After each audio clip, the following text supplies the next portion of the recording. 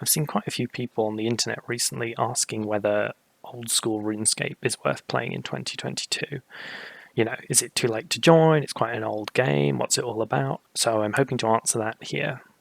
For full disclosure, OSRS is probably my most played game ever, but I will try to be as objective as I possibly can during this video. If you want just a short rundown of the pros and cons, then I'll leave a timestamp in the description to a summary, and you can feel free to just skip ahead to that.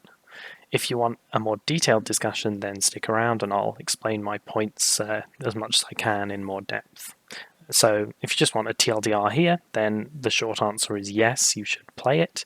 If you want to play a sandbox MMO, it's well worth trying.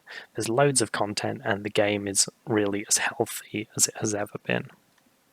Please like and subscribe if you find this video helpful. I'm trying to get to 1,000 subs so I can earn a little bit of money from this platform and hopefully make some more of these first impressions / should you play videos if you guys enjoy them. So what is OSRS? So it's an old school style sandbox MMO and it kind of has all of the features that you would expect from a game like that. The graphics are charming or bad depending upon who you talk to. I personally like them, but they seem to be a fairly divisive issue for people who are considering whether or not they should pick up the game. You can improve them somewhat with RuneLight's HD plugin, which you can see in action in the video in the background. I'll leave a link for RuneLight in the description. It's really the only way to play. It provides tons of quality of life features, similar to what you would get from add-ons in games like World of Warcraft. Being a sandbox MMO, you have to be prepared to find your own path through the world and set your own goals.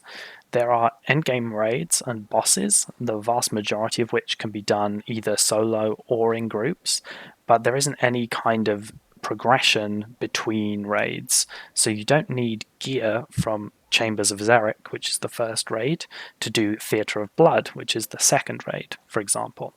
So the order in which you do content is totally up to you. The questing system is pretty unique amongst MMOs. Quests are really story-based content that just unlocks more areas of the game for you. There are only 154 of them currently, and they vary in length from sort of 5 minutes to up to like 3 or 4 hours. You won't be leveling up by doing these quests, although most of them do give a little bit of XP when completed.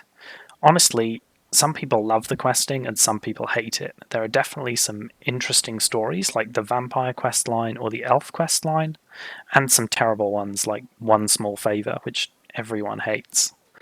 If you don't enjoy puzzles and story, but you want to unlock the content behind the quests, then you can just use the Quest Helper add-on, which comes with RuneLight, and complete most of them fairly quickly.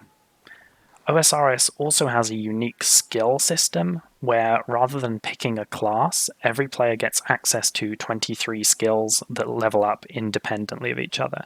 So these include combat-based skills like ranged or magic, but they also include crafting and gathering skills like woodcutting, fletching, firemaking, mining, stuff like that. OSRS is honestly one of the best games on the market if you aren't a fan of combat. The skilling system is so in-depth, and there are a total of 15 skills that can be leveled up with no combat interaction at all. There are players that only do these skills and no combat, and they still have a great time with the game. So, what about combat? Combat is one of the other divisive issues concerning old school RuneScape amongst the MMO community at large. The combat is essentially just click and wait for the majority of your playtime outside of high-level content. You just click on a monster and wait for your character to kill it. In higher-level content, combat becomes much more involved. You have to dodge floor mechanics, switch to different prayers depending on what the bosses are doing, and switch gear sets to totally different attack styles to deal with game mechanics. In the background you can see some Corrupted Gauntlet, which is a fairly high-level activity and involves starting from scratch and collecting enough resources to beat the final boss. You can see most of the mechanics I've mentioned in action here, although I am doing them fairly badly. It was, after all, the first run of the day, after about 2 weeks of having not done CG, so cut me some slack if you know what's going on. Forgive me. The game also features loads of unique game modes like Ironman mode, where you must progress without trading with other players. Hardcore Ironman mode also exists, which is the same as Ironman, but you only have one life. Ultimate Ironman mode adds an additional restriction of not being able to use a bank. And finally, Group Ironman mode has Ironman restrictions, but you can trade amongst your own predetermined group. So it's great for playing with your friends if you all want to start at the same time. Overall, one of the reasons that I love the game is that it's great if you want to pay loads of attention and do high level PvM, but it's also great if you just want to do something chill while you're watching a movie. It's very versatile in a way that makes it really easy to pick up and play for a few hours a day, or just play for the whole day if you want to. The game also respects your time.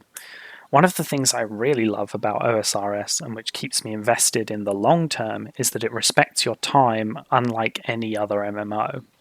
In other MMOs like WoW, for example, every few months there's a new patch and a new raid tier comes out, and all of the gear from the previous tier is now pretty much useless, and you have to almost start again from square one.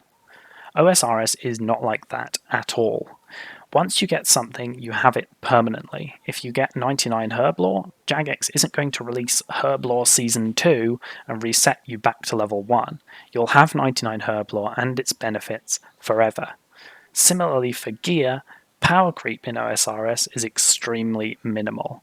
A new upgrade which is strictly better for a certain equipment slot comes out every few years, but to make it, you usually need to use the previous best-in-slot item for that slot, which keeps that previous best-in-slot item valuable and means that the content that that item comes from remains relevant to the game, so there's very little dead content. On top of this, there are no time-based mechanics or lockouts that force you to log in at certain times so that you don't feel like you're missing out. You can farm a single boss 24/7 until you get the drop if you really want to. The flip side to respecting your time in that way is that the progression is fairly slow compared to most other MMOs. The game is definitely a slow burning type of game, where getting to most endgame goals takes a lot of time unless you're already very knowledgeable about the game, and even then, that can only speed it up so much. This might be a turn-off for some players, but I don't mind it personally, as I know that once I get that level 99 or that gear, it won't just become invalidated at some arbitrary point in time. So although it takes a fair bit of time to get it, I know that once I have it, it's not going anywhere, so it feels very fair. Final positive aspect that I want to touch on is the dev team. We're truly blessed in OSRS to have an excellent dev team that really listens to the players. All of the updates are polled, and if 70%, which they've recently changed from 75%, but it is now 70%, of the players want the update, it gets added to the game. If not, then it doesn't. This level of control over the game's future is something that no other games have, and it makes OSRS truly unique in that there are no forced microtransaction updates or pieces of content that the community as a whole thinks are bad for the game. On top of this, once something does get added to the game, the devs often pay a lot of attention for the first weeks and months after the content's release, and do regular tuning in response to player feedback if needed. It really is one of the best player-developer relationships I have ever seen. Everything that I've discussed so far has been broadly positive, and most of the negatives have been subjective preference. There is one mostly negative point, however, that needs to be addressed, and that is the servers. The game is very popular, and the servers have had difficulty keeping up with its growth in recent years. You won't have any problems for the vast majority of content, but for high-end PvM, where you have to be clicking precisely and at precise times, the servers can sometimes be a bit too laggy at peak times, and it can become a bit frustrating. Jagex are constantly updating the servers and trying to fix this, but the player base growth seems to be continually outpacing the level at which the servers perform. I do have faith, however, that it will be fixed in the long run. So, in summary, for the pros, you have a lot of modes, Ironman modes, different ways to play the game, which give you plenty of variety in your play experience, if you want that. The game respects your time, unlike any other MMO, in my opinion. The game isn't likely to die off anytime soon. It's usually the first to third most popular MMO by most metrics.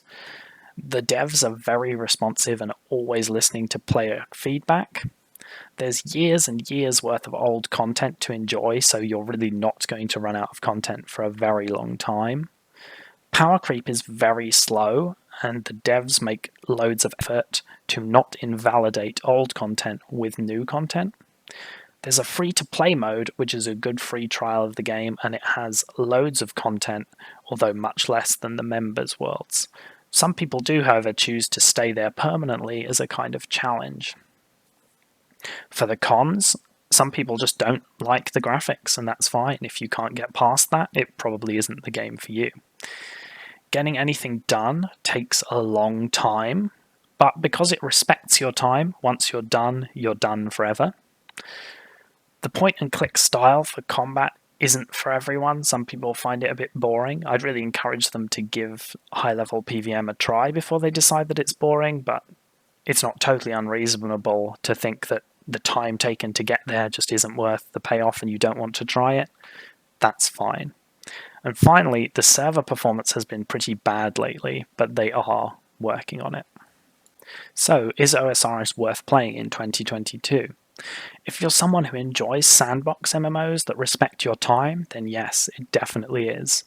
It hovers around the first to third most popular MMO at the moment, according to most player count metrics, and the devs are very responsive, so there's no risk of it dying off anytime soon. It's also a game that encourages playing at totally your own pace, so there's no such thing as starting too late. Please subscribe if you found this video helpful. I'm trying to get to 1,000 subscribers so I can earn a little bit of money from the platform and hopefully make some more of these first impressions / should you play type videos, as I'm having good fun making them. And hopefully if I can get a little bit of money, maybe I can buy a better mic. Who knows? If you have a suggestion for any games that I should play or have a look at and make a video like this on, feel free to leave a comment. I do read them all and I usually respond. So yeah, thanks. Bye.